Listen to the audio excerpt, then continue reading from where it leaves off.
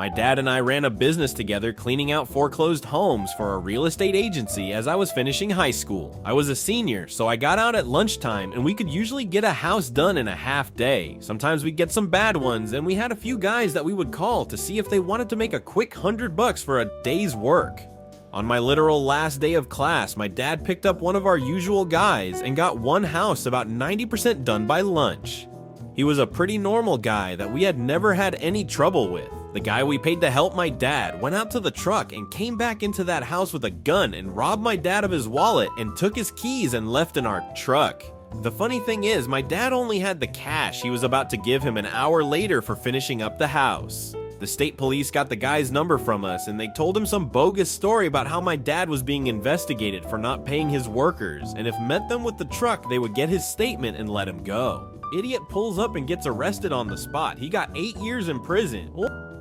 I had a subcontractor on a job for my company try to convince the client that they should dump me and go with their business and they would undercut me by 10%.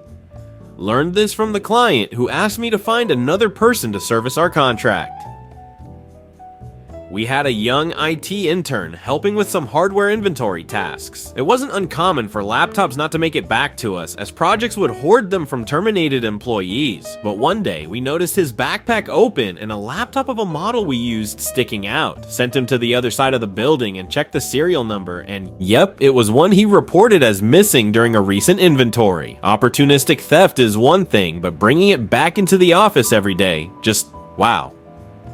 I'm not a business owner, but I'm a student manager, aka I don't really have the ability to fire someone, but I had to in this case. This one kid was trouble to say the least, and I asked him to go check the bathrooms to make sure they were clean stocked. When he asked about the woman's room, I said just to knock and make sure nobody was inside. Apparently he banged on the door and screamed in his very deep voice, "Who in here? Everybody get out!" He then entered the bathroom where a poor little elderly woman was inside the stall and continued to bang on the stall, yelling, "Get out!" He was yelling so loud I actually heard him and went to investigate. The poor woman was whimpering and calling the police, and he just was the kind of person who had no idea how he came across. There were many weird issues, but this obviously topped the cake, and I told him he was done and needed to go home. The poor old woman was so upset that she refused to leave the bathroom, and I had to call her son for her.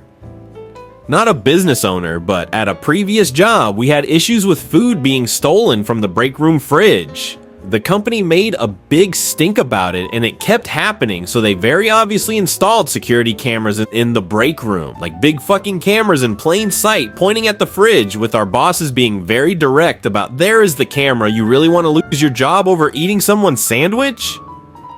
Few days later, the guy gets fired for stealing food, literally on camera, just grabbing people's lunch out of the fridge and eating it.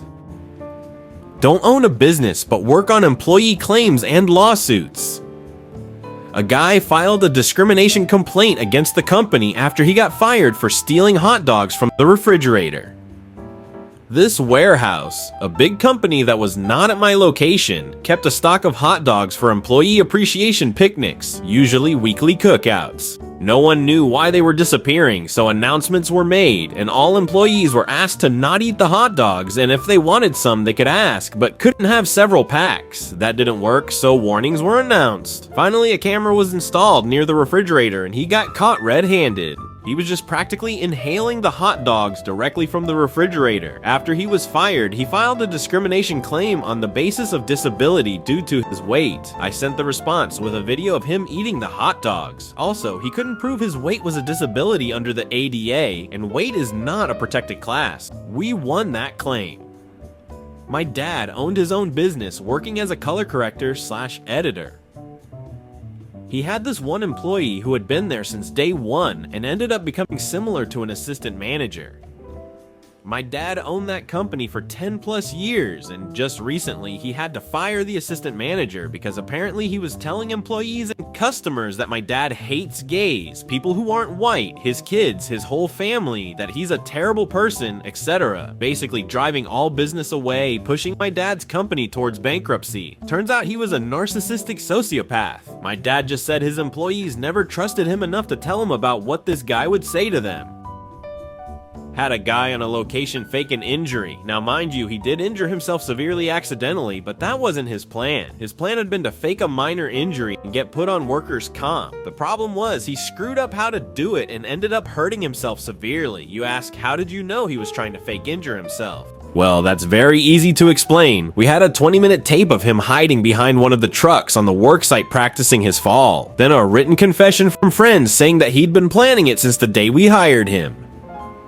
Tool and die shop owner here. One of our machinists would go out for lunch and slam back 3-4 beers every day. When I found out, I told him he can't drink beer at lunch. He said it was his time, and what he did at lunch was his business, not mine. The next day he came back from lunch smelling like beer. I let him go on the spot. A few years later, he showed up in my office asking for his old job back. He said that he was an alcoholic back then and was sorry for his behavior. He was now sober and needed a job. I hired him on the spot, and it worked out great for 5 or 6 years. Then he started drinking again, and I had to let him go a second time. I have no idea how he is doing now, but I often wonder. He was a great machinist and a nice guy when he was sober.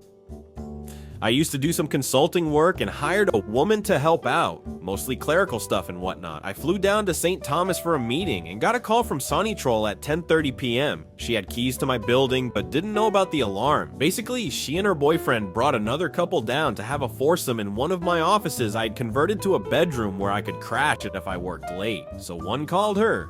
She answered mid-coitus and acted normal, albeit a little tipsy. I talked about a few mundane details I needed to relay to her anyways, and then mentioned to make sure she only was ever at the office between 7 a.m. and 7 p.m. since there was a silent alarm that would call me with audio of activities in the building. When I got back in town, her keys were sitting on my desk, and